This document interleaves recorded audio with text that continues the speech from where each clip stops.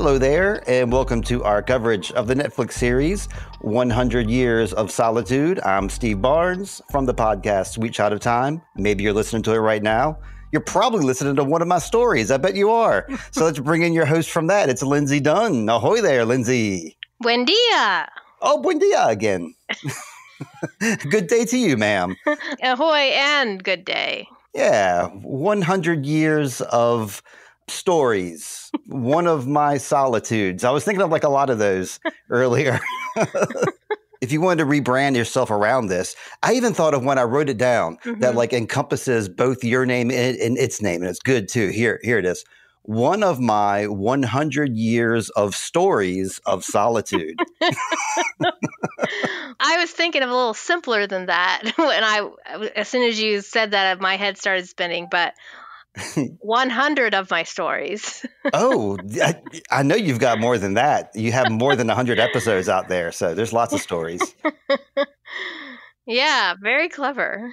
I'm going to surprise you right off the bat because we're going to get ready to talk about episode 4, The Chestnut Tree. I should say that. I should have said that at the beginning, that we're talking about episode 4 today.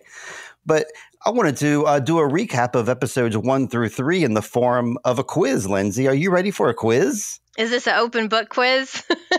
I would say no. I mean, because then, Except there's no books. We don't have any books. We just have, we have the book.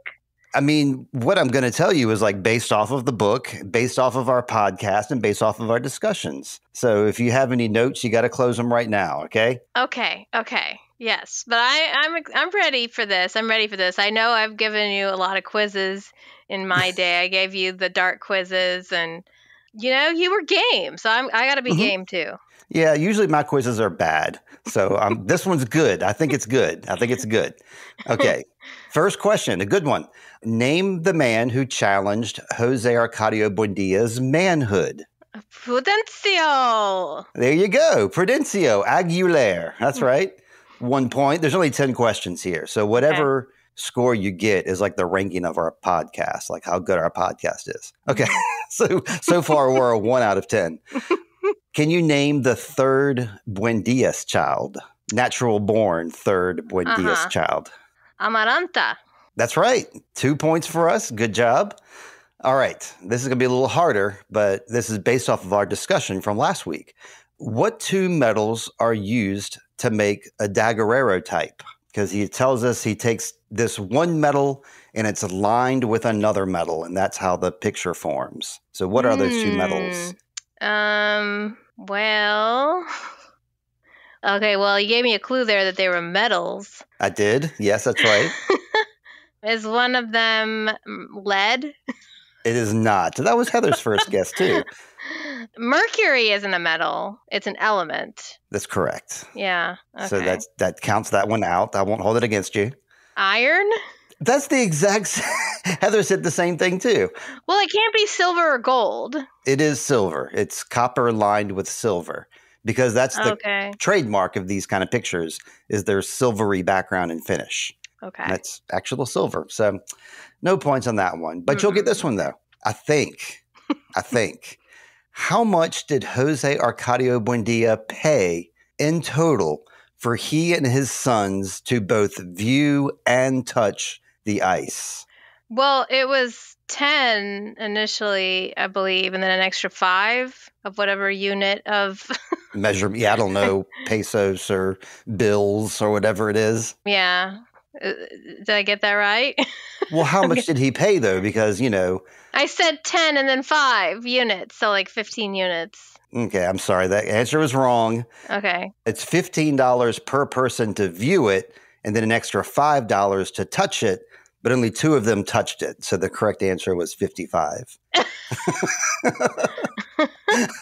It's $15 for each person? Mm-hmm. So expensive. It is, I know. And then he charges them $5 more to touch it. That's like outrageous. That's how you prices. get them, though. If you charge someone a lot, then they feel more invested. It seems like the magic carpet rides were awfully cheap. I mean, that's a pretty cool attraction. There was too much liability. They couldn't charge a lot for those. Too dangerous. All right, you definitely got this one. Name the instrument that Pietro Crespi brought to the Buendia's home. A pianola. Yes, that's right. Pianola. You got it all right, too. You didn't call it the American name, which is what I did. Name the two individuals who Ursula brings home from her 5-month trip. Visitacion and Catare. Perfect. Yes, you got them both. So how many do you have right? I think you have 4 right so far. That's right. Okay. I think this one's too easy. What did Jose Arcadio Buendia trade Melquiades for the magnets? He traded something in his household for those magnets. Were they goats? They were goats. That's right. Oh, man. So far, we're a 5 out of 10 podcast. I hope we do better. Well, I know I missed 2, so we can only get a possible 8 out of 10. That's pretty good, though. That's not bad. I mean, I'll take that. It's an honest score. People say 10 out of 10. That's like they're usually like overplaying their hand. Mm-hmm. What does Jose Arcadio say to Jose Arcadio Buendia that instigates the slap heard round Macondo? Oh, he says the gold that he's made looks like dog poop. Exactly. Almost word for word, you got that one. Heck yes. I wish I knew the Spanish word for dog poop. Guano? That's bat poop. Everybody knows that one. Rebecca brings with her parents' bones. And what other object does Rebecca bring with her when she arrives? She brings something else besides her parents' bones. Correct. Because the parents' bones like kind of outshadow the other thing. But the other thing is like kind of important too because it's shown a lot, an awful lot. I mean, the dress she's wearing? Well, the clothes on her back, correct. I can't discount that. Something that's shown a lot that Rebecca has. I was like, I want to say dirt, but that's what she consumes.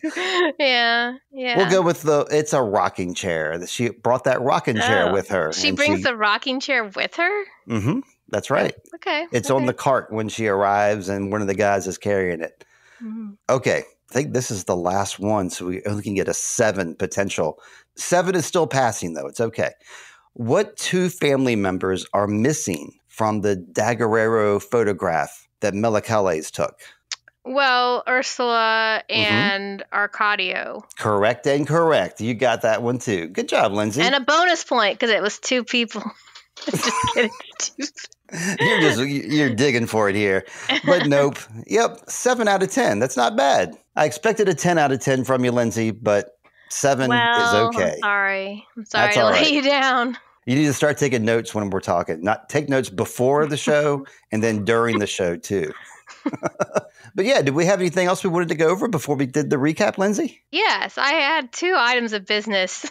Business. I love it. Okay, lay it on me. Just something. Okay, so I wanted to revisit a moment in the last episode that after I, watched it again, I thought, wow, I didn't think of that before. I'm a genius. So I thought I would share it with you. Okay. Is that in the last episode when Areliano goes to visit the young sex worker, Arendira, he lies down on the bed and she's, I guess, starting the process of getting him aroused. And he gets this pained look on his face, like he's kind of looking up at the ceiling. And then he gets this very pained look on his face, and it's almost like he looks like he's about ready to cry, to be honest with you. And I thought, well, he's just comfortable or just feels weird. Mm-hmm. And then I thought of something, and I don't know if I'm right, but now I wonder if it made him think of his brother because Jose Arcadio tells him that it's like an earthquake. Like they had all those talks when he was, a young boy.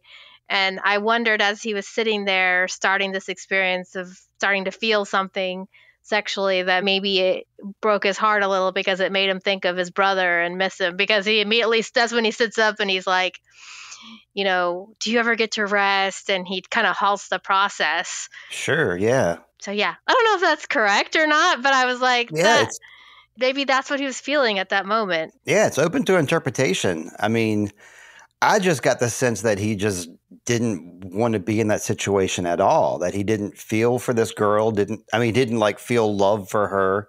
He's a romantic, Mm-hmm. I don't know, but that's a good as guess as any. I mean, I've been Yeah. reading a lot of different stuff about what people think about this book and like analysis of this book. I've done that some this week. And there's some wildly different theories that people have. So I think anything is fair game. Yeah, I mean, I haven't gotten to that part in the book yet, but if it's in the book, I'll feel vindicated that I was right. The other thing is, when we watched Dark, we talked about colors a lot, Oh, Steve. sure. So I was kind of curious if there were any color theories out there about this show. And I Yes. found that there are quite a few essays online about colors in the show, mainly the main colors being gold, yellow, Mm-hmm. and blue. Mm-hmm. And they said that gold is the intrusion of colonialism in Macondo. And it's also, of course, wealth, the color of wealth, and maybe the feelings, like the ambition that Jose Arcadio Buendia feels about like getting richer, getting powerful. Sure. Yeah. Yeah. And then there's the color yellow. And of course, we remember like the yellow flowers and different things there. And that the color represents change, destruction, and death. So not all of them are necessarily connotations of negative connotations with that. Of course, destruction and death are both, have kind of negative connotations, but change, when they were in the swamp, you saw the yellow flowers and it was kind of a hint of something, something big's about to happen. And that's the moment pretty much when Jose Arcadio decides we're not going to continue looking for the ocean or what we thought we were going to, we're going to stay here instead. See, I was always under the impression that the yellow stood for luck for whatever reason. Like that's why he liked those yellow flowers, and that's why they like those yellow fish or whatever that Areliano makes. But I don't know. I mean, change for sure. That was the same thing yellow kind of meant in dark almost, right? It was like pay attention. Yeah, warning and exactly. But it also was in some cases meaning hope or, maybe the loss of hope, like Mm-hmm. Jonas with the yellow raincoat and then going down to a yellow mask so that there's a smaller amount of hope. Yeah, that makes total sense to me. Yeah. So then just the last thing that's in there is, so I guess this was technically 3 items of business because this one just came up when we brought up the yellow flowers. I found that apparently a lot of this movie and this story shows up in the animated feature Encanto. Oh, yeah? So did you see the movie Encanto, Steve? No, I didn't. Charlotte was too old by that point to see a kid's movie. She's probably has seen it. I didn't have to watch it with her, so I did not. But I'm intrigued now. What shows up there? Are they in the town of Macondo there? Well, I've seen it a couple times, and what I was going to propose is it might be fun to watch it with fresh eyes. And if you've never seen it, that could be Even an fresher. interesting. It could be like a post, something to do maybe Yeah. at the end. But it's about a magical town where there's a special family, and each of the family members has a special ability, except for this one daughter who thinks I don't have a special ability. And there's like a weird uncle that is hidden in a secret room, and It's gotta be influenced by this. Yeah, gotta be. Of course, a lot of people know this is the We Don't Talk About Bruno movie, so that's the weird sure. uncle. Yeah, I'm familiar with that, of course. So I was like, I guess that because I had never read this book before, that totally I had no idea about that, but it was like. It's almost like the Jane Austen Emma and then there's like Clueless was kind of Emma redone for a new audience. And I don't know if the parallels are that direct, but I was like, that makes a lot of sense because this is such a big book in Colombia. Yeah. And Encanto is also from that culture. So yeah, that's news to me. I didn't know that there was. I mean, it sounds absolutely influenced by it. Yeah, you didn't finish with the colors. You were saying gold, yellow, and then you didn't mention the blue, which I think was like I think it represented politics. I think at the time, politics. The politics infringing upon. Again, the town, the protected town. And, a lot of people think of politics. A lot of people love politics. A lot of people think, like, let's keep the politics out of this. So obviously, in this episode, especially, we start to see how one person really starts campaigning for certain things to go a certain way, and that's seen as negative by definitely our Jose Arcadio Buendia. Yeah. And yeah, before we get into the recap, I got to say, I was looking up some descriptions of names because I think at one point we were like, what does this name mean? And like you defined a name for me. So I wanted to do the same thing too. And talking about golden and the color gold, that's what Areliano means, golden one. That's what it translates to. Arcadio translates to pastoral, and Amarantha is a flower, just like heather is a flower. Pilar translates literally to pillar, which I think is interesting. Like she's a pillar of part of the foundation of this this family, or she will be. Remedios, who we meet in this episode, remedies, that's that literal translation. Ursula, literal translation is a bear. Jose, the literal translation of Jose is he will add, if you look at the Greek pronunciation. Melquiades, they say, I was reading, most people agree that that's the representative of the author himself. The two names kind of sound similar, like when they go looking for Melquiades in the river, and they're going, Melquiades, Melquiades. It sounds like they're saying Marquez. Very similar. And it's telling that, that this character comes into the story, hands all this stuff to Jose Arcadio Buendia, and then just sees what he does with it. And he gets delighted when Jose figures something out for himself. And he's like the ghost. He's a character in his own. That's why he's so cool, I guess. That's why he wears the hat and is so like flamboyant, because that's how this Gigi Marquez sees himself, perhaps. Like a traveling gypsy dude. Yeah. Lindsey means Lincoln Marsh, I found out, which is when you were talking about Lincoln earlier before we started recording, or maybe we were recording at that point. And I was like, what is a Lincoln Marsh? And it's a marsh that is surrounded by water and it has trees in it. And I was like, well, you're like the marshland monster over there, Lindsey. That's cool. And of course, Stephen means crowned one. I'm a king, like Stephen King. So Right. Well, I had seen there's a translation of Lindsey that means under the tree, specifically under the linden tree. So that's interesting that tracks with what you're saying. Like it's not too far off. Yeah, still tree and marsh, and that's what Lincoln means, apparently. It's like of trees. That's what the name Lincoln means.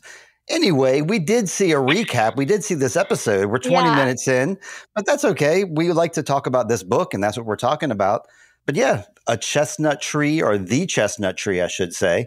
This is not the same tree. I was wrong. When we see in episode 1 where like Jose Arcadio Buendia like leans up against a tree and he's like, this is Macondo. I have found it. I thought that was the chestnut tree, and it's not. That's the tree that's in the center of town. That's like that we see later on, and it's like right at the center of the town square. So I was completely wrong. That is not the chestnut tree. But let's talk about the chestnut tree, Lindsey. Okay, so at the beginning of this episode, Jose Arcadio Buendia and his posse of men walk down to the local government office to see this new magistrate, Apolinar Moscote. And like any political figure, he's laying in a hammock as happy as can be, wearing a blue vest, which is apparently his favorite color. Because if you'll remember, at the end of the last episode, we found out that the Buendia family received a note that everyone in town needs to paint their house blue. You have to be in line with like there's supposed to be like a political thing or whatever. It's like this guy has been appointed to come and be the magistrate of this town. And yeah, Jose tears that paper up right in his face. He don't like no papers with words on them. Yeah, so here's my question, though. Is this really worth fighting over, Steve? Like, why do you think this upsets Jose Arcadio Buendia and his men so much? Like, why?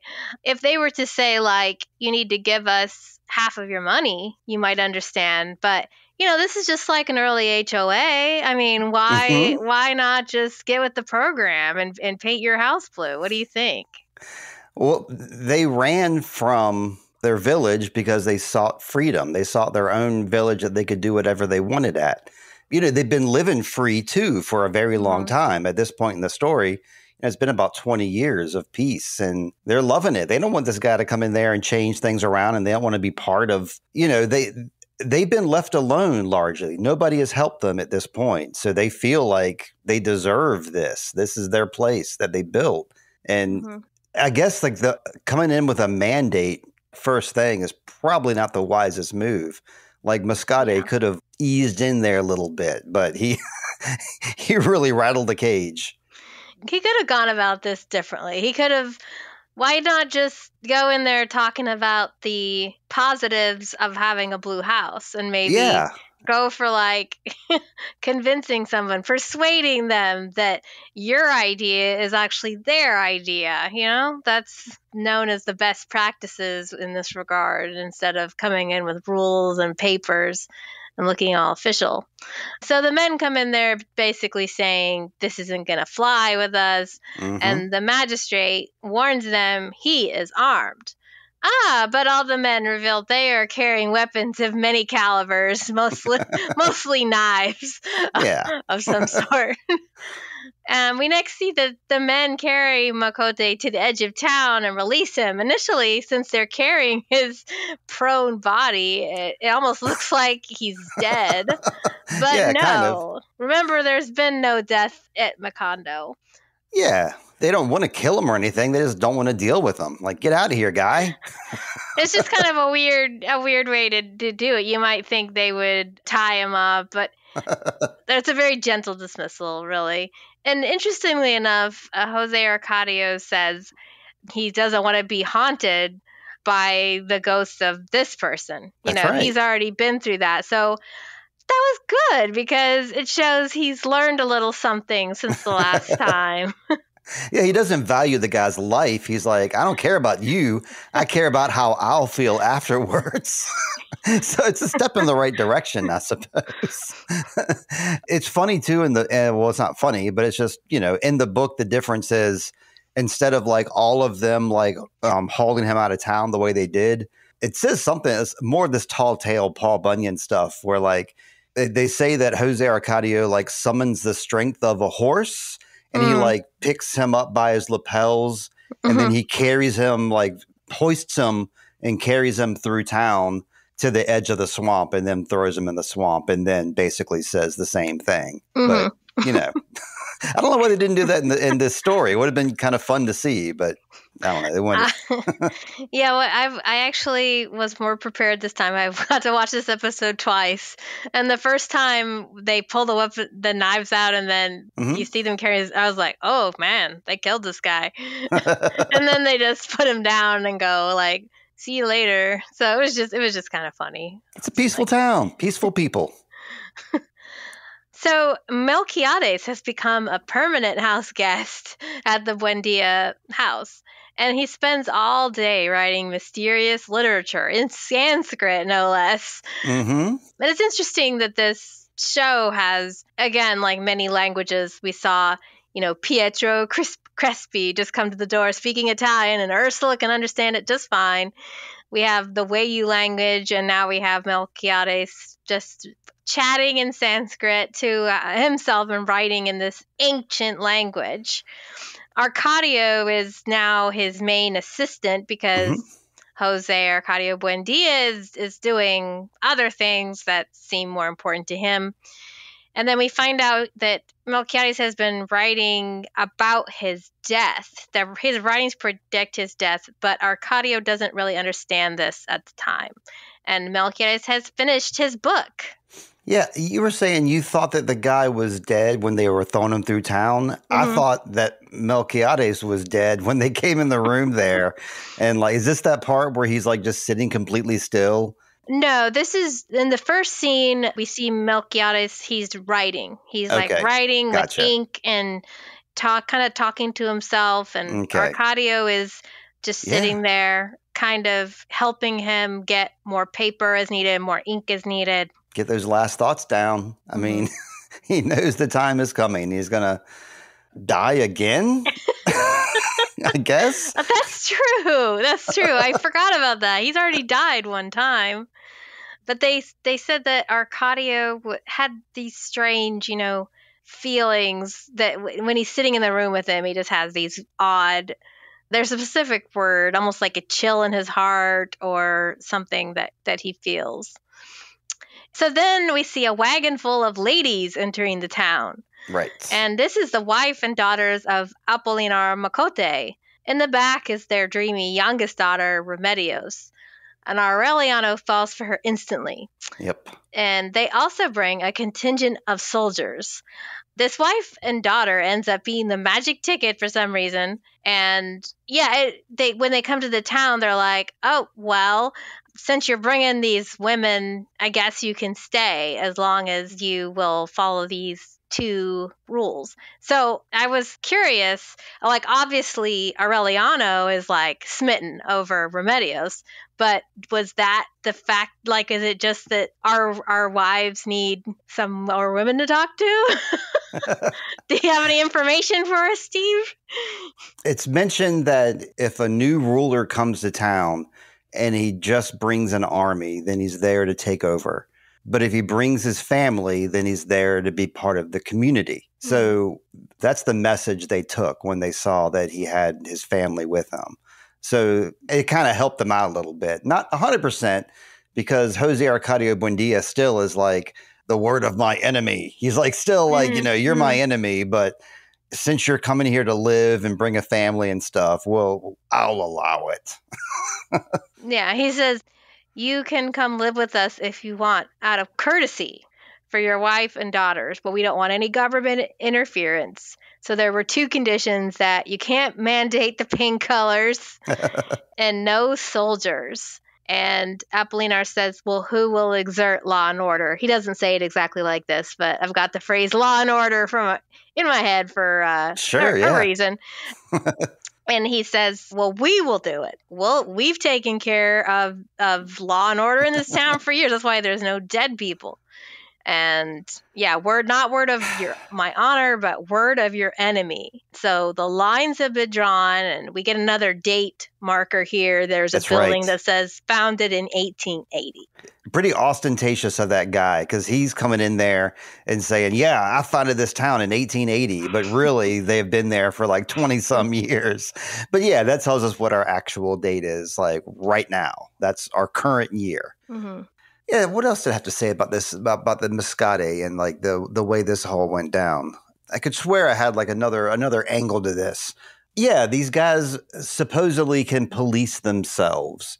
Mm-hmm. I suppose that this particular group of men could police themselves, but it's a little bit short-sighted, because more people are going to move into the village, and eventually this group of men is going to like make way for the next generation, the next group of men that are coming in there. So it seems a little short-sighted to like, just assume that everybody's going to be fine with this. They are at this moment, but when it comes to founding a town, maybe not the best idea. For now, it's okay. Yeah. I guess everything was kind of contained. People showed up. They would go to talk to Jose Arcadio Buendia. They know he's the guy in charge. Everybody just looks to him as the kind of the head of the town, which may not be the case by the end of this episode, but we'll get there when we get there. So the women sort of take over. You see the women of the Moscote family you see them walking in a big line. There's many of them. And the daughters, I saw like the wife and the daughters, they're walking through doing some shopping. And there are a lot of people offering them stuff from a roadside stand, but they're sort of turning their nose up at those people. They want to shop at a proper store. That's right. Not all of these roadside stands. So Ursula sees them in town and greets them and invites them over. Mrs. Moscote doesn't really look impressed initially. She had sort of a look on her face. A little stiff. But Ursula is very courteous in her greeting and kind of says, yeah, the men are doing their thing, but that doesn't mean that we don't have to be friends. I mean, I don't know. I think that's wise politics, in my opinion. The first lady befriending the wife of the new magistrate.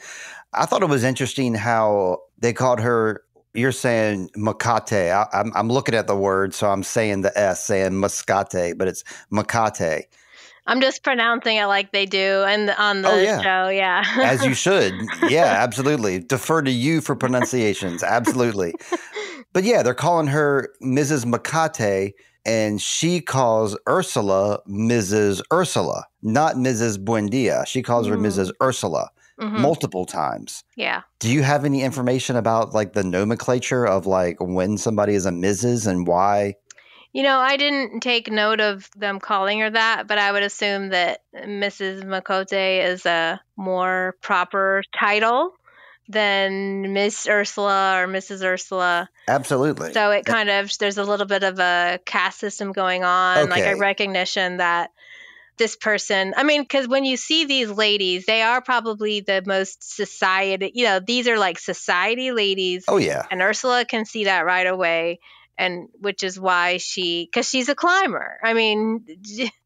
She wants to climb up. And so she sees like this opportunity. So I think that it's a way of kind of you're not saying you're lower than me, but because I address you this way, I'm not pushing back. I just don't really agree with the climber. I think that they balance each other. They being Ursula and Jose Arcadio Buendia. Whereas like Jose Arcadio Buendia is all like gruff and, has kind of a rough disposition. Ursula is showing like the 180 degree of that and trying to show some decorum. Yeah, but would she be the same way? This is the woman that wouldn't let her own son be her own grandson be in the family portrait because he doesn't like the way he looks. Yeah, yeah. Ursula is a little, she definitely has two sides to her. Yeah, she has aspirations of the kind of person she wants to be. She's got this fancy house she insisted on having. She doesn't think that Pietro is good enough for her daughters. I know you said you shared that thing that like, oh, she just doesn't want her daughters to move, but also she wants the nicest house in town because that gives her a certain, I don't know what the word is. Joie de vivre? Joie de vivre, a certain presence. Yeah. But anyway, I'm not here to, I like Ursula. She's been through a lot. I don't like her as much as I like Pilar, but Sure. We'll talk about Pilar too. Okay. So back in the workshop, they divert quickly to Melquiades, and he's getting his portrait done by Arcadio, and he says, "I have achieved immortality." Now, yeah, I didn't know what to think of that. It's like he's the one that was telling Jose Arcadio Buendia that like just because you take a picture doesn't mean you control time and space. Magic. Yeah. I guess he's changed his view on that. I thought that was interesting too. I had the exact same thought process. I was like, well, maybe now I wonder if that was the first time he's had his picture taken. Maybe that's why he thinks he's achieved immortality. I don't know. But it did pop some question marks out in my mind too. I guess in a way it's almost the opposite because the way things play out in this episode, obviously he's feeling his mortality. Right. Because he's finished his book. So he's like, I've accomplished what I was put on this earth to do. I'm going to be commemorated with my book. I'm going to get my portrait taken. And then, I don't want to spoil before we get there, but it seems to me that when he says it's almost the reality is almost the opposite of what he said, but. Yeah, good point. And I don't remember him saying this in the book either. He might have, but if he did, I glanced past it. So the wife and daughters, we're back to the women again. They come to pay a social call with Ursula, and they're bringing a gift of embroidery that, Ursula wants to show to Visitacion, or either that or she's giving it to her to take to the room because she's now this is no longer her travel companion. This is like a full out servant at this point is the way she's treating her. Seems kind of like it, yeah. They introduced the daughters to each other, Ursula's daughters and Mrs. Moscote's. And it turns out one of the daughters is somehow a courier for Pietro. He's sending love notes to Rebecca. And Ursula wants to impress with her house, and Jose Arcadio isn't so happy with this visit. You see Ursula, I shouldn't laugh so much like that because it's like hard to hear made in the recording, but you see kind of Jose Arcadio sort of creeping behind a plant while Ursula is showing them around. That was my note too. He's creeping suspiciously in the background behind plants. Mm-hmm. And yeah, the slip note sent from Pietro via the mailman. And I guess the mailman commandeered it to this young lady to give to Rebecca. And Amarantha, is that how you say her name? That's the southern way to say it. Amarantha? Amaranta. Amarantha. There we go. Yeah, she eyeballs this going down. She sees it happen, and she's aware. That's all I'll say for now. Mm-hmm. So Areliano is in his workshop working on his silver stuff, and he gets a visitor of his own, which is Remedios. And of course, he's like, wow, this girl is so amazing. He already has an issue with speaking and talking. Yeah. But he's made dumb in her presence, and he gives her a piece of his workmanship. Gives her one of the golden fishes that he makes, those little golden fish. Mm-hmm. And he has an asthma attack. He doesn't in the show here, but in the book he has a nerdy asthma attack when this goes down. Sweet Shot of Time is brought to you by Zencastr. Zencastr is the way we record Sweet Shot of Time. We hook up with our guests via video and we record it on audio. Recently, we've been doing video podcasts with the cast of Time Bandits. It's easy using Zencastr. You can record video or audio. You can also edit your podcast or your video via Zencastr.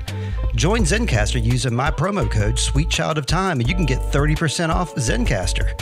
If you're ready to start your podcast, it's time to share your story. Share it with Zencastr. That promo code once again, Sweet Child of Time at Zencastr.com. So then we find out that the house is now made into a house of love. Mm-hmm. And we have Rebecca reading love notes from Pietro, and Areliano is dwelling on the virtues of Remedios.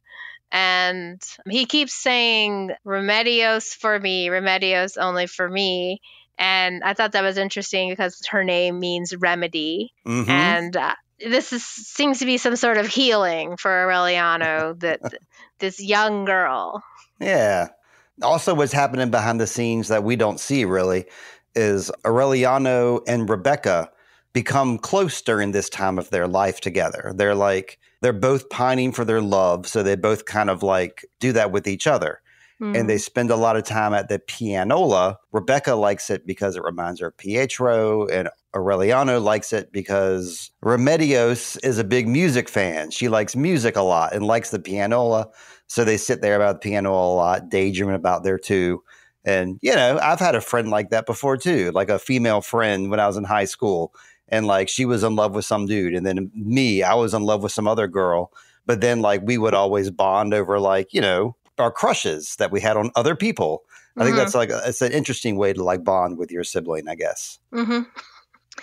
So the letters to Rebecca stop from Pietro. The letters stop, and Rebecca returns to eating dirt. Yes. But she does throw up. Yeah, it's a pretty big amount of it too. Yeah, she barfs it all out. And yeah, I think that this scene is kind of like symbolic of how the two of them bond, because she throws up, and then the scene cuts right to Areliano throwing up as well too, because he's drunk or something. Mm-hmm. Yeah. So it was interesting that the letters stopped. So yeah, I was like, wonder why that was. We see later that it's not really what happens. Like she was getting letters regularly every 2 weeks because the postman came every 2 weeks. And then like one particular week, he didn't have a letter for her and she flipped out. Mm-hmm. So it's not like he stopped writing to her. Mm-hmm. 1 week went by without a letter, and she's so love struck and like enamored with this guy that it caused a huge freak out. Yeah, it looked like you were kind of thinking, oh, his love wasn't true. I mean, like, because this happens and you're like, oh, he's going to break her heart, or, he wasn't really interested, but he seems pretty into it, you know? Yeah. So then Aureliano is also in this drunken tryst at the local pub. And I kind of wondered if he would see Arendir again, because I know you said he wasn't interested, but he was so kind to her and so nice to her. Hmm. You're wondering, like, if they're going to see each other, I guess, eventually, and how, if she'll tell him, like, I'm still chipping away at that debt, or if she'll say, I got, I paid it off, and now I'm the madam of this place, No, but she is part of the reason why he's so enamored with this other girl, because Remedios reminds him of this first girl that he didn't have these feelings for. But then here's Remedios, and in his mind, she's more, I guess, more readily available. He has more feelings for her. But there is a lot of allusions to the fact that she reminds him of the first girl that was in that bad spot. Yeah, I wondered about that too. So his body kind of levitates up from the ground during his drunken brawl with his buddies. It just comes off the ground. And he then wakes up from an unconscious state in bed with Pilar. Oh, Pilar. Yeah. I mean, he thinks this is a good idea. He's like, I can show that I'm virile and show that I have it in me to be a lover boy. That's a really bad idea. Yeah, I didn't realize that was such a, he could have probably done that many times, but maybe he has. He didn't feel the urge to, I don't think. Yeah, and it was obvious in the past, like, there were girls that were checking him out, so he just was oblivious. Exactly. But this is quite something, because, of course, now we know that he saw his brother holding hands with her, but I guess I'm not clear if he always realized that when he was having these talks with his brother, if he knew that this was the person that Jose Arcadio Jr. was sneaking off with. I assume that he did. I didn't even second guess that, because I just kind of assumed that was known. So during the pillow talk segment afterwards, she asked him who the girl is that has him in these pretzel twists. And he tells her Remedios Moscote.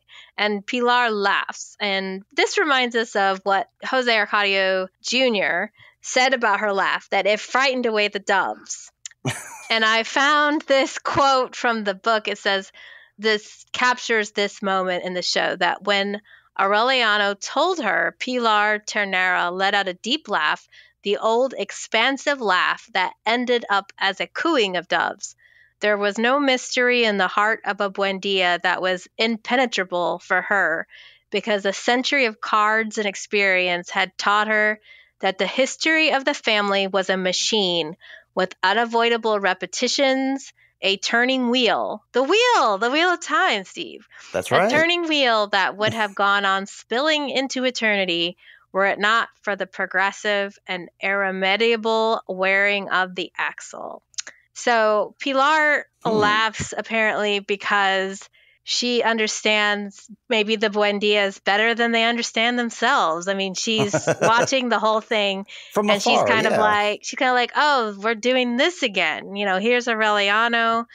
She surely sees the irony that she's in bed with this brother of her former lover, and also that he's kind of enamored with this impossible woman over here that, isn't truly impossible, but he's sort of going after somebody that maybe isn't necessarily the best fit. To say the least.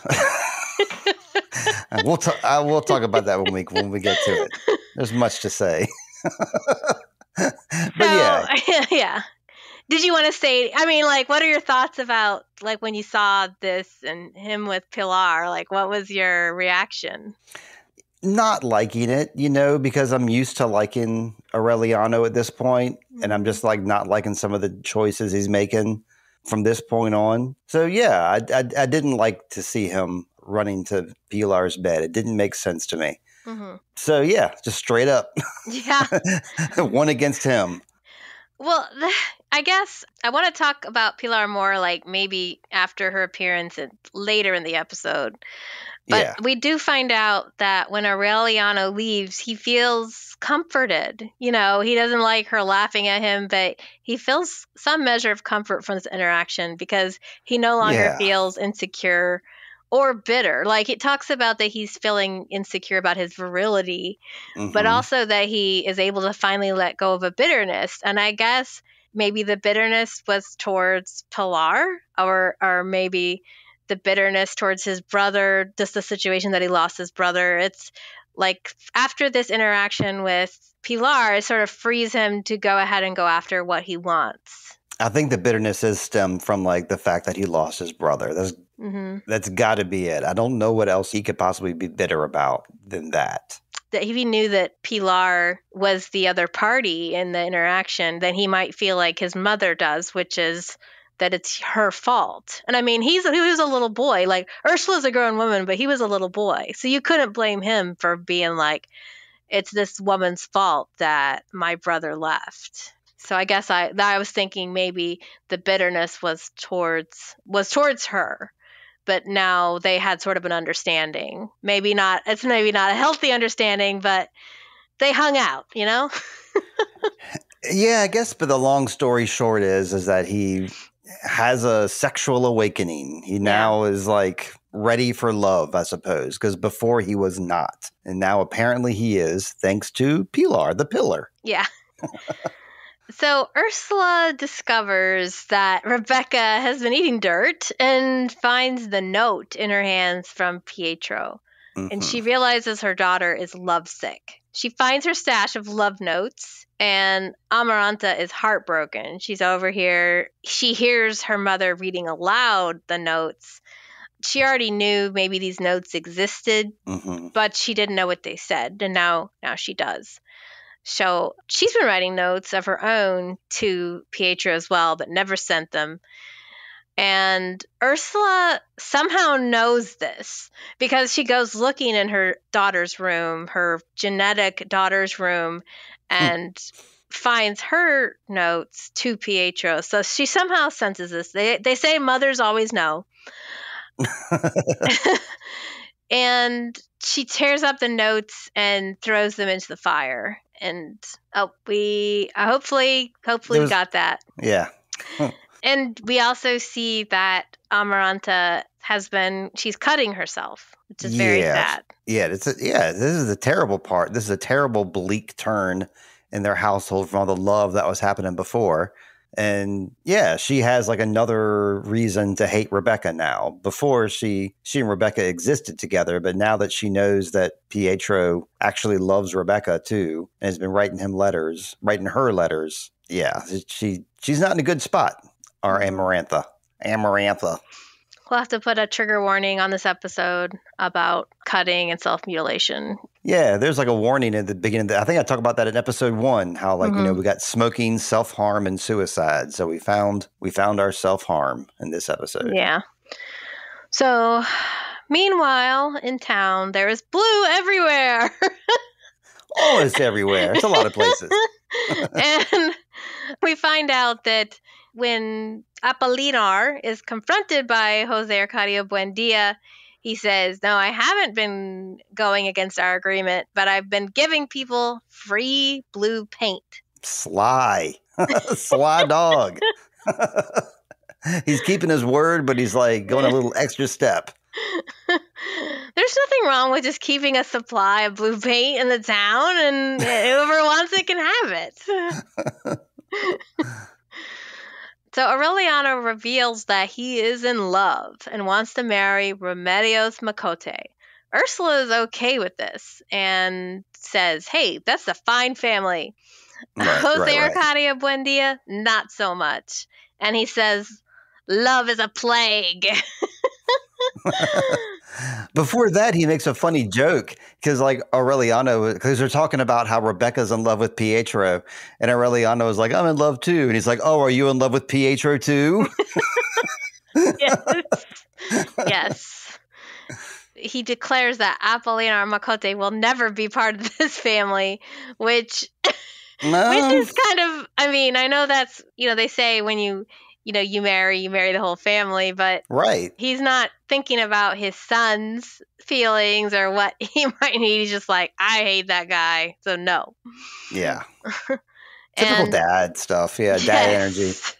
Areliano then says, Dad, back to this.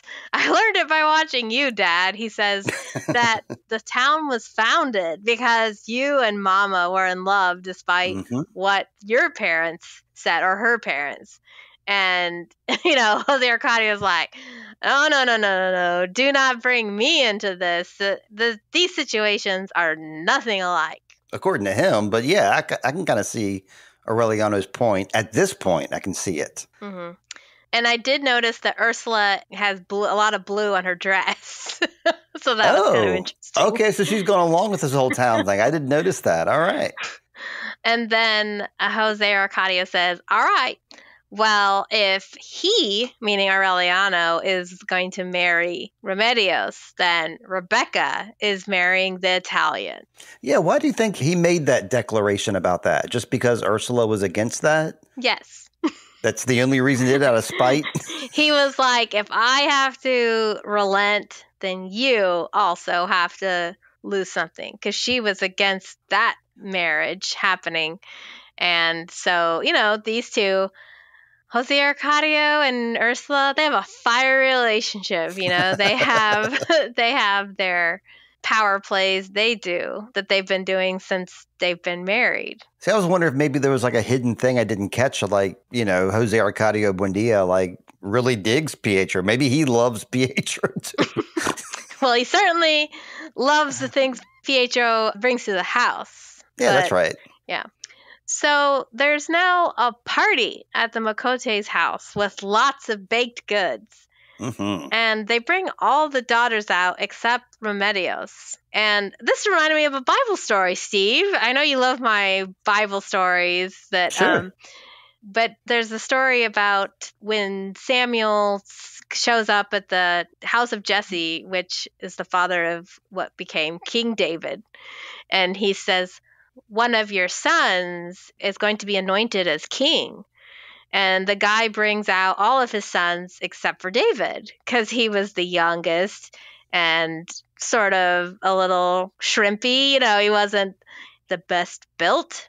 So he just assumes, like, it's not possibly going to be him. Sure. And then they're like, Samuel goes down the line and he's waiting for the hand of God to show him what to do. And it's not any of these. Do you not have any other sons? And he's like, I got one like weakling son that's out watching the sheep. And he's like, go get him. And it's like, this is the one. This is the one that God has chosen.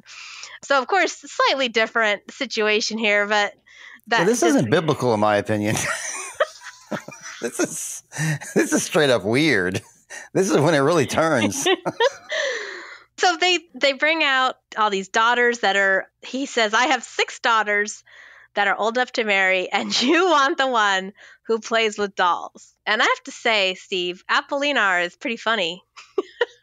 Like, he's got some Apolinar is kind of funny. I mean, the guy that's the magistrate, he's got some good lines in this show.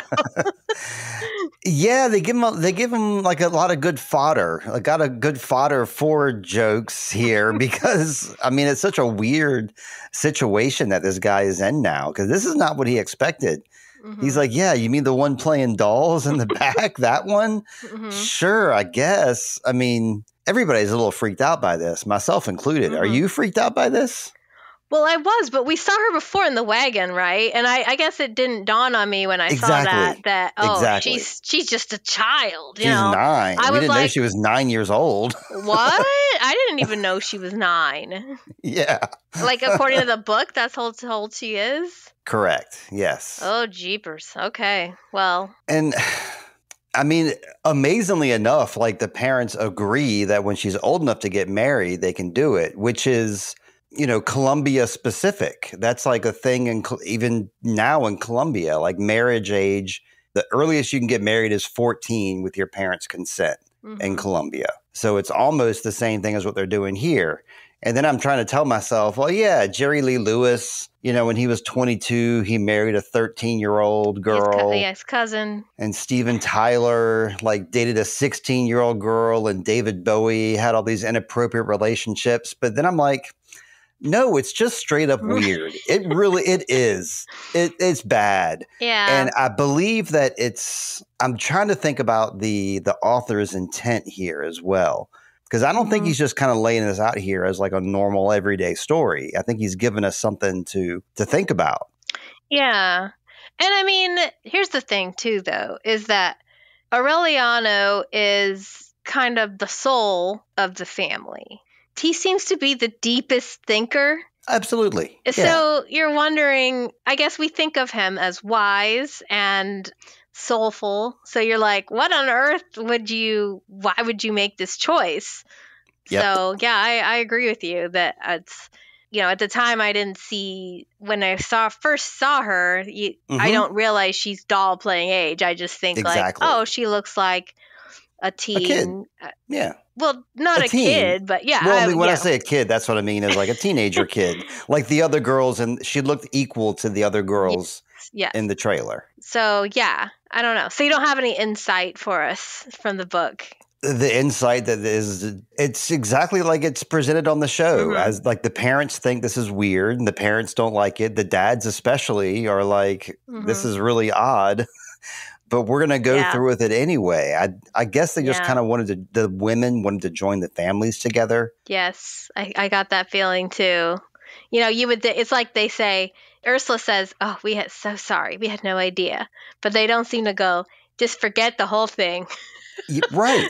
Yeah, exactly. And that tells you right there that this is not a good thing, is because Ursula is kind of taken aback by it too. As we should be. I think as readers and as watchers, we're supposed to question this, and we're supposed to look at Areliano differently, because he always seemed like the one that I'd want to hang out with, and not anymore. Yeah. So the dad also makes one more stipulation, which is that they will marry in a church. And Jose Arcadio Buendia starts to argue, and Areliano is like, fine, in a church, on a bus, on a train, or a plane, I will eat green eggs and ham. I'm okay with that, whatever it takes. I got a bit to say here, I guess, too. A lot of admiration for some of Jose Arcadio Buendia's words here, because this is my favorite kind of person. A person who just last episode was on a mission to find God and looking for God and everything. And we know that he's a spiritual person. But when this guy says we're going to bring the church to the town, he's against that, because this is a secular town where we let people choose what they want to do. So he himself is probably totally okay with God and totally okay with the church, but he's more concerned with the larger picture, the freedom of religion. So I just wanted to say I really appreciate that a lot, that he's a believer, but he still wants to leave that wiggle room for anybody who's not a believer to have freedom as well. I mean, but just because you bring a church to a town, okay, listen, but if you're going to bring a church to a town, I guess maybe he's thinking, well, this guy is mandating everything. But there's a freedom to worship, too, so having a church in a town shouldn't be threatening in and of itself. So I wasn't sure what he meant by this is a secular town. Right. That's the thing that really struck me, too. That's what I liked about it, because I know that he himself is not a secular individual, but he wants to make sure that the town itself is. Yeah, I don't know. I kind of think of it as he doesn't want to agree with anything this other guy says. Well, I'm going to pick and choose the times that I like it. And this time I like it. So Jose Arcadio Buendia returns to the house after this to confide in Melquiades. But he isn't saying much. And he holds a lamp up to his face, and he sees that his eyes look really foggy, fogged over eyes, almost like the plague. Not to that extent, but he gets his eyes are fogged over. And Arcadio tells him he's been like this since he finished his book. And Melquiades says, when I die, burn mercury for 3 days. And then Jose Arcadio Buendia is just like, he just needs to swim it off. Take him to the river for a bath. Right. So that's what our boy does, Arcadio. I thought that he was dead when he walked in the room, like dead, sitting there in the chair, like that was his corpse. But yeah, he's at the end of his days here with his 3 days of mercury burning. We'll see if that comes of anything. But for right now, yeah, they're in the river, and our boy Arcadio turns his back for like 1 second, and then Melquiades is gone. Just gone. Yeah, like Floats just down like the river. before. Yeah. What was that one episode? The man's pouring like the pitch on his head, and he's like, he disappears. So this is a different kind of disappearing act. Well, I guess it makes sense. Like in the river, he probably just like sank under the water and then floated away. So like, if like that 3 seconds, you're gone. Watch your kids when you're swimming, people. Yeah. Because I was like, this time I was like watching Melquiades on the second watch. I was watching him in the water, but when Arcadio comes up, they cut to Arcadio, so you can't see. Because I was waiting for the moment to see, like, does he go into the water? When does that happen? But the screen cuts away, and that's the moment. And Arcadio looks pantsless. It looks like he's not wearing any pants. That really cracked me up for some reason. So they search with torches. The men come out and they're searching with torches, which reminds me of when they were searching for his son, just like Jose Arcadio Jr. And he tells poor Arcadio, I will never forgive you. Yeah, I don't know. That's from the show only. That didn't happen in the book. So I thought that was really peculiar. I guess just to give this Arcadio more of a tragic feel to his character. Yeah, I mean, don't worry, listeners. We see later he's asking Arcadio to do stuff, so he still includes him in the family. It's not like he doesn't talk to him anymore. But it is a weird aside, though. Yeah, you're right. So his body is found on the shore a little ways away, guarded by a crow. And Jose Arcadio Buendia is just like, take him to the laboratory. And he plans to resurrect him like Frankenstein. And he thinks the directions that Melquiades gave him are his resurrection instructions, which is a total miss because Melquiades says, when I die, burn mercury for 3 days. He didn't say burn mercury for 3 days so that I can. Which is another, like, I know you don't, it's like, another Christian symbolism in here, 3 days. I was going to say the exact same thing. That's a very biblical length of time, the 3 days. And I looked into it. I didn't see anything symbolic about burning mercury for 3 days or what exactly that can do. Do you have any insight to that? I don't, but when you bury a body, you're supposed to put things like frankincense and myrrh on the body. Those are like anointing oils for death. So, but I don't know. We could look it up for next week. Your research assignment, Steve. I did look it up. I found nothing about burning mercury for 3 days. I mean, you'd have to look in the Alchemist's Bible. You have to look at the Alchemist manual. I'll turn to the dark side for the next episode. You can ask Will in the group tonight because he knows things about that. Heck yeah. So then Senor Moscote tries to hand him an ordinance saying not to bring a cadaver into the town. There's going to be another rule that, What a cool loophole they got here. And Jose Arcadio says, he's not dead, he's immortal, you fool. I love that loophole. I mean, and like nobody argues that fact either. It's like, okay, I guess it's cool then. So he tries to follow this formula that he thinks he was given to resurrect his body, with mercury being the primary ingredient. And he begins just saying, time has stopped and eternity has begun. And he repeats this over and over again. Ursula comes in and begs him to stop. So I guess we don't really know how many days I guess the third, 3 days at least. He's sitting here with this corpse, rotting in his workshop. And Ursula's just kind of like, all right, that's enough. And it's the first death in Macondo. That's right. They got to bury the first person. They bury him like that's when I see the tree in this town center, because I think the burial is pretty close to that tree. And it's not mentioned here in the show, but at this point in the story, since they have established a graveyard and they have like a spot on the death map, so to speak, they can now bury Rebecca's parents. So Rebecca's parents in this part of the story in chapter 4 also get buried at this point. Okay. So we have a funeral and the whole town comes out. But, they do a ceremony and everyone leaves except for Arcadio, who stays behind just weeping. This poor guy. He's been left to blame for this death by his unfairly. father. Yeah. And Melquiades is also, the person he was spending a lot of time with at the end. And I guess he felt just like his father did at one point. He felt like Melquiades was a true friend and somebody that valued him. Yes. And he's comforted at this tomb by Pilar, who we all know is his mother. Right. And they remind us of that too. Like if anybody forgot about that fact, the narrator reminds us that, that is his mother comforting there at the grave. Mm-hmm. And I found this scene really, really touching. I think I'm tearing up right now thinking about it. Just because, like I said, Arcadio is, he's sort of a character that, he's not the shiniest character. He doesn't seem to have that many cheerleaders. Right. Or people like Areliano takes an interest in him. Melquiades takes an interest in him. But, he doesn't know who his real parents are. He feels kind of lost.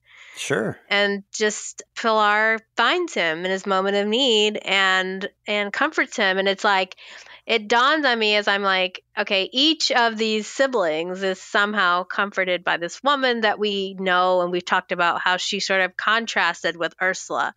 Ursula's a very a capable woman, but she might not be the most safe or, she might not be emotionally safe. Like, is she the kind of person that will just wrap her arms around you and hold you when you need that? And in this family, there seems to be a deep need for that sure. Pilar seems particularly equipped to do for not the boys, but we see her she talks to Rebecca later. So she's, yeah. That's right. Yeah. I'm nodding along because I don't know what else to add. That's well put. Mm-hmm. But I like that she says she's embracing his loneliness and sorrow. You said her name means pillar. Mm-hmm. And I wrote down our safe place. And I don't know if that was something that was said, but she's a safe place for these kiddos. Yeah, absolutely. And like you said, for Rebecca too. I don't know if they show it in this episode or if I read about it, but she does like Rebecca's reading as well, like her tarot card reading, and assures her about her future as well in a positive way. Right. So Jose Arcadio Buendia walks through the house now, entranced by this music. And I never really understand what he's hearing here, but there's a lot of people in the house. And Pietro comes in all of a sudden, and he's got this ballerina music box.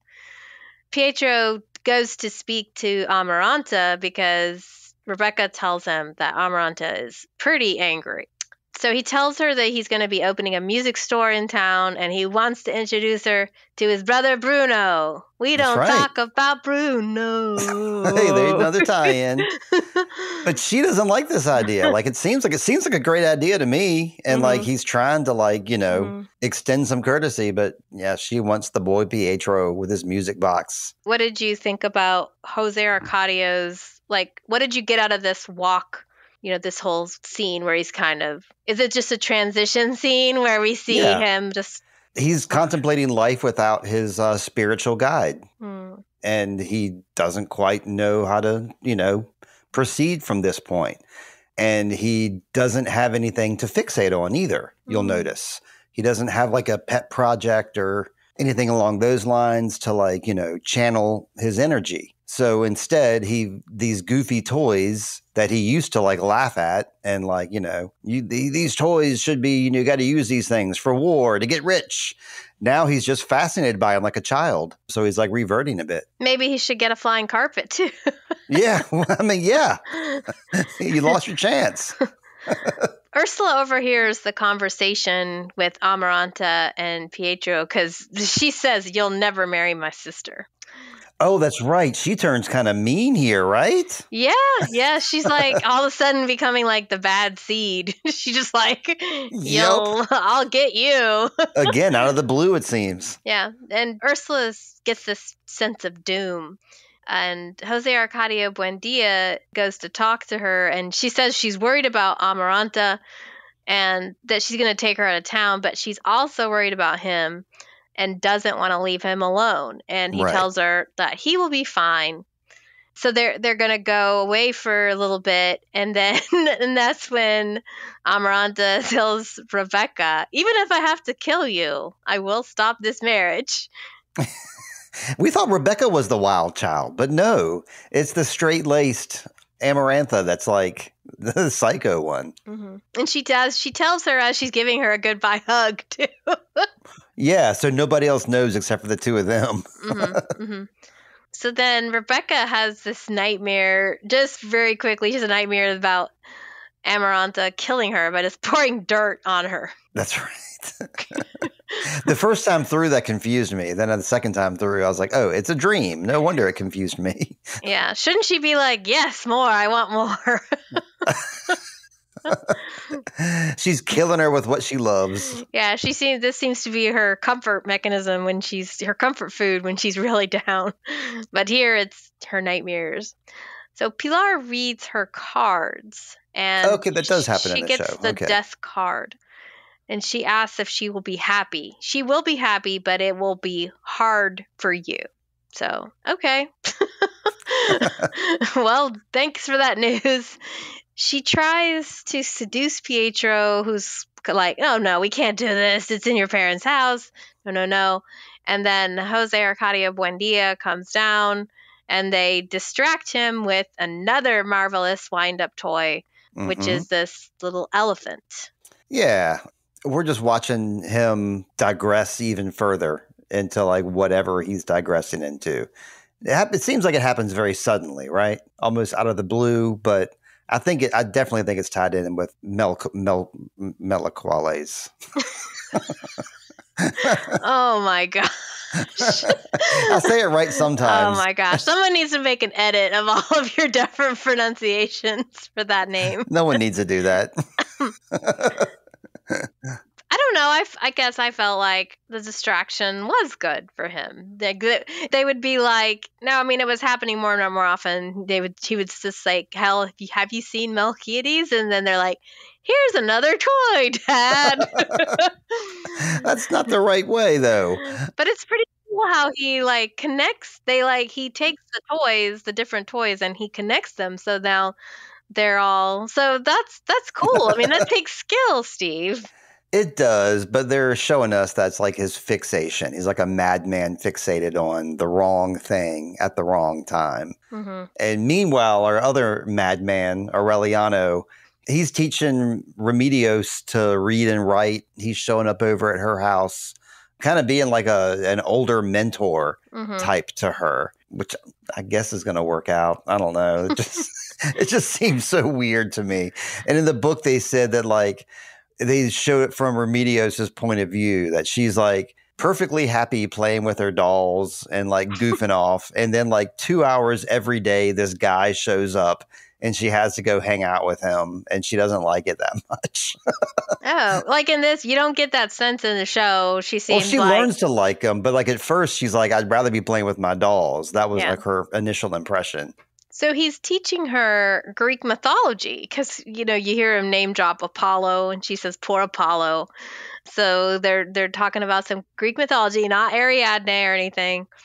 But we see like all these girls are following, all the other daughters are following behind, and I guess they think he's pretty awesome. They're just like, we want to learn from him too. Taking the opportunity of like in a proximity, Yeah, that's a good point. Maybe their mom has said, this will be good for all of us to learn. All of you can all benefit from this. And he's got to get to know the whole family. If he's going to be hanging out with a 9-year-old little girl to marry, he better get to know everybody. Mm-hmm. So Apolinar Moscote is doing his own campaign, trying to get people to join his political party. Now, Jose Arcadio Buendia's friend Areliano comes to complain to him. And now we're definitely seeing the madness take over because he's asking people, what is today? I thought it was Tuesday, but it's actually Monday. So he's acting a little off, saying weird things, and other people start noticing. And I think it makes perfect sense because he's saying, like, he says to the guy, what day is? The guy says it's Tuesday. He's like, no, yesterday was Monday, and then today is exactly like yesterday. So today is also Monday, which makes total sense to me. He's living the same day over and over again. Well, if it makes sense to you, Steve, maybe you're also having some sort of, maybe. So Ursula's absence really begins to get to him, and he's in the house with his underwear, feeling miserable. I mean, who hasn't? And he sees Prudencio, his buddy. And the need for company is so bad. The solitude that he feels, is so bad that he's missing his favorite ghost. My favorite part about this is that Prudencio tells us that there is like what they call a map of the dead. And it's like everywhere that a person has been buried appears on the map. And Macondo was not on his map. So therefore, he didn't know where Jose Arcadio Buendia was until the death of M-Man. Melquiades. And then once he passed away, that Macondo appeared on the map of the dead, which I don't know. That's the first I've heard of the map of the dead. I like it. Yeah, he says he showed us a little black dot on the map of death. So thank you for explaining what that meant, because I wasn't sure. I was like, that sounds nice. It sounds nice. It's cool. Yeah. So Pietro finds him at the bottom of the steps, clinging to a banister. He's just crying, and he says, Prudencio, Melquiades, they're also lonely in death. And I guess it's like Macondo has been free of death up to this point. So, I think that this actually shows that he's pretty smart, because he's absorbing that, there's this thing called death now, and it's just like a little kid experiencing the death of their first pet, and then they find out about death, and it can be pretty devastating to be like, you mean something that I love is going to die, and they're not going to be there anymore. That's just really sad.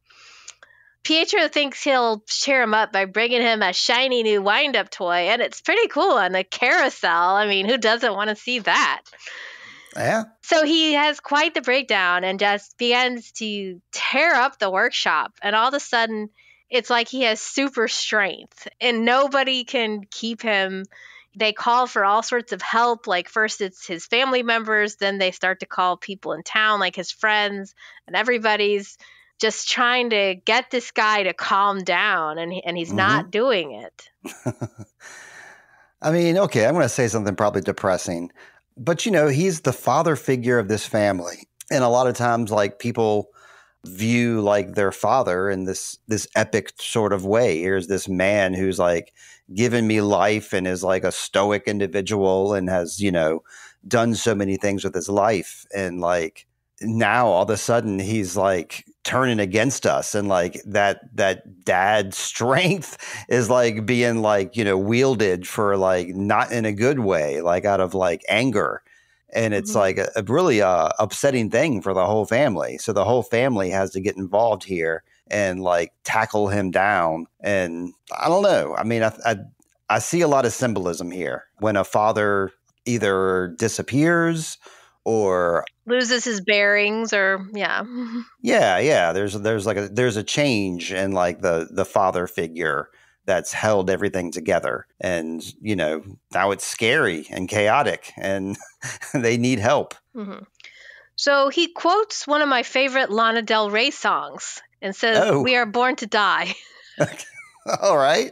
I don't think it's an original quote for her. But no, because Metallica says the same thing too.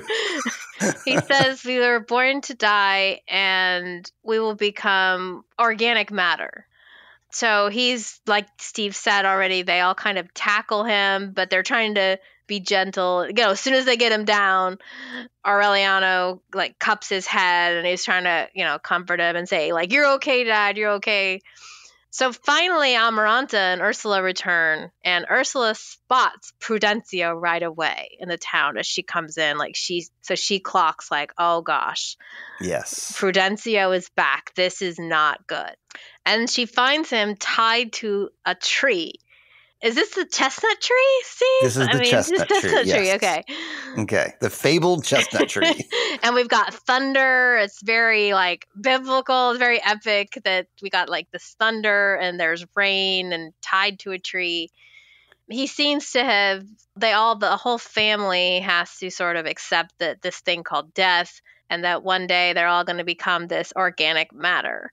And just very sadly, they're all in this courtyard, but separated. Mm-hmm. But then they all kind of walk out one by one, retiring from the premises.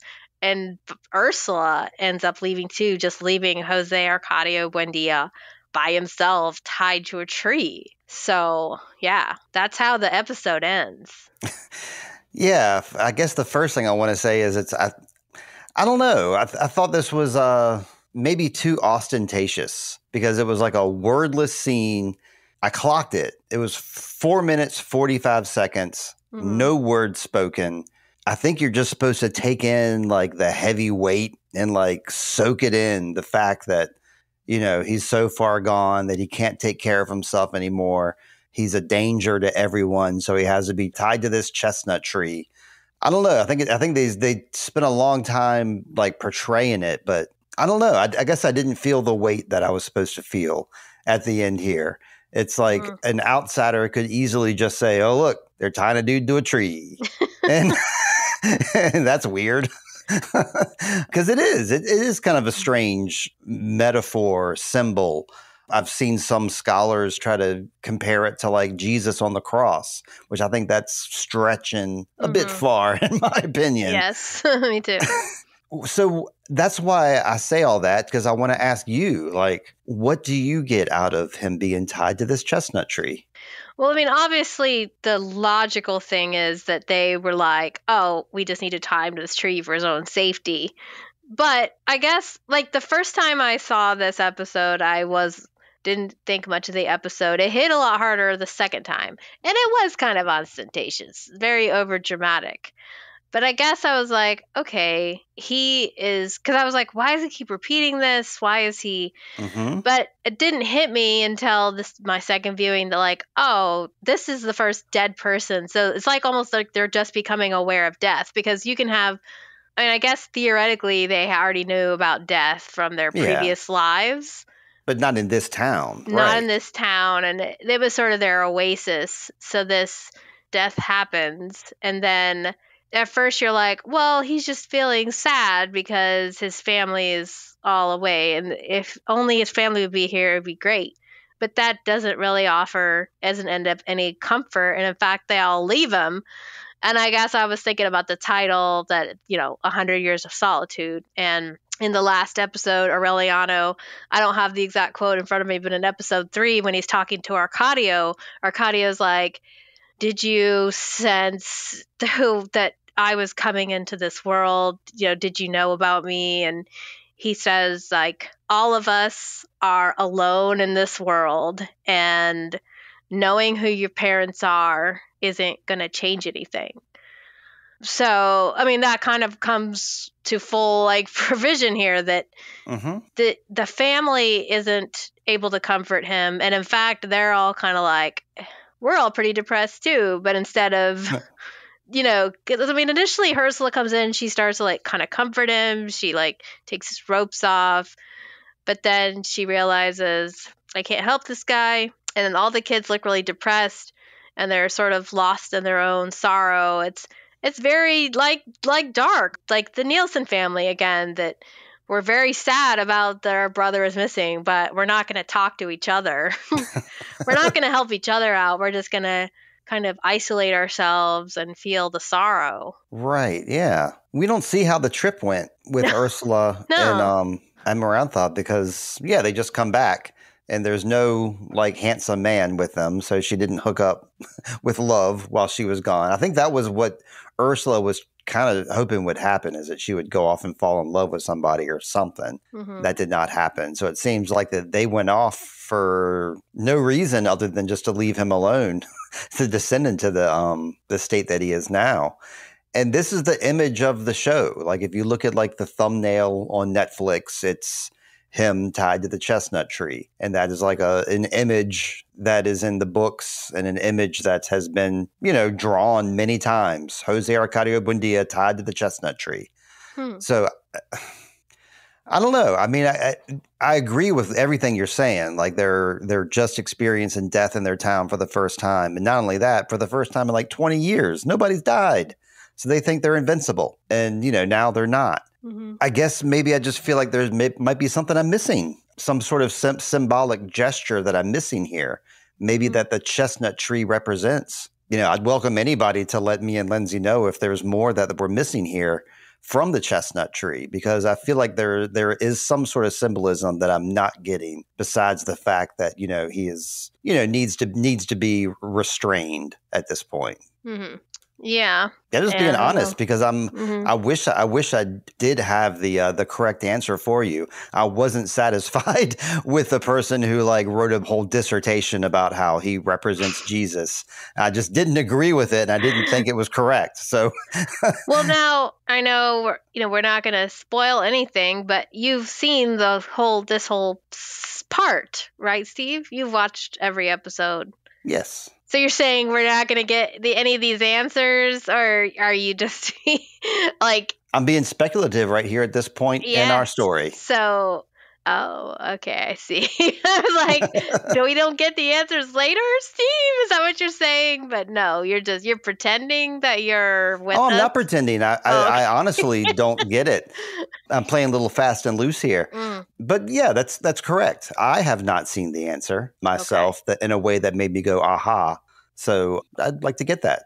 And of course, like I told you, I'm at a DNF stage in the book right now. I'm just reading along as we're watching it currently. So I haven't read the second half of this book, and I don't plan on reading it until after we finish our little journey here through season 1. Yeah, I kind of wondered if this was the end of Ursula and Jose Arcadio Buendia, and that the next episode will start. Don't tell me.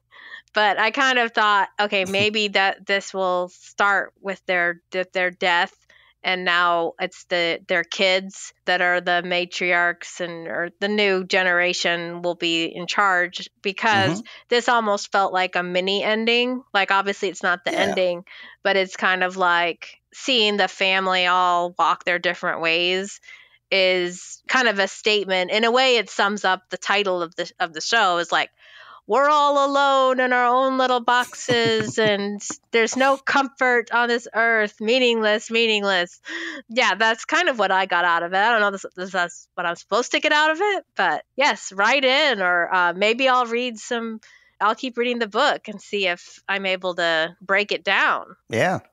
And I think that a lot of people like to translate this book as 100 Years of Loneliness, because I think that's a more literal translation to the Spanish title of the book, which of course I can't pronounce it. But most people say that 100 Years of Solitude is not quite the description that word is supposed to be. It should be more loneliness. But again, open for interpretation, because I've seen other people say, no, solitude is the perfect word for what we're experiencing. Other folks will say, no, it's loneliness. It's definitely loneliness and being alone and not having a support structure around you at times. And, languages, interpretations, we love it. What was that they said in the quote, that when Ulrich is talking to Hannah about him watching The Breakfast Club, and he says, oh, at the end, you think they've all bonded and they're best friends, but now in the end, and they say, when you grow up, your heart dies, and and then bam, it hits you. Yep. But yeah, I guess we're at the end of the episode here, Lindsey. Like you said, we're exactly 25% way done with the show, because this is the end of episode 4. There's going to be 16 episodes in all.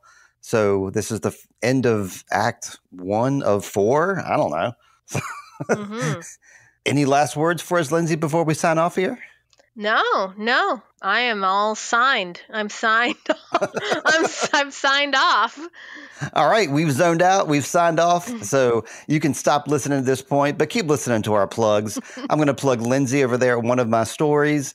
She's always got interesting articles and podcasts, such as this one to listen to. And her music is on Spotify and Apple and everywhere else. And me, Introvoid. That's the music you can listen to if you'd like to on Spotify, which also features Lindsey Dunn. And yeah, I think that's it. So I think we can head out of here and start our 10 o'clock watch party. And Lindsey, I hope you find some water and shade and shoes. And a blue door. To walk out of. Bye-bye. Bye.